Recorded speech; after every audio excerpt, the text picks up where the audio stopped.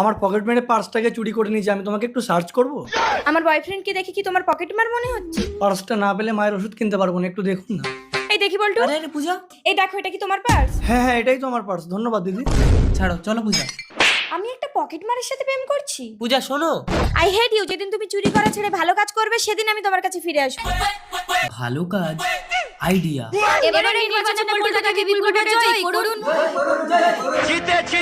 পল্টু বাবু, আপনি তো ভোটে জিতে গেছেন। আপনার পার্টির ছেলেরা আমার ফুটপাতের দোকানটা ভেঙে দিচ্ছে। আমি ভীষণ গরিব, দয়া করে আপনার পার্টির ছেলেদের একটু ফোন করে বলুন না আমার দোকানটা যাতে না ভাঙে। ঠিক আছে, আপনি 1 লাখ টাকা জোগাড় করুন, আমি আমার দলের ছেলেদের ফোন করে বলে দেবো ওরা আপনার দোকান ভাঙবে না। কি গো, চলো ভাঙে ভাঙুক, আমাদের তো অত টাকা নেই। পল্টুদা এরা কারা? কি জানি। বাবা, পল্টু কি বললো? 1 লাখ টাকা চেয়েছে।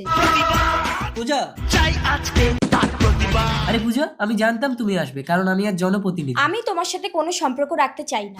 কেন? আমি তো এখন মানিব্যাগ চুরি করি না।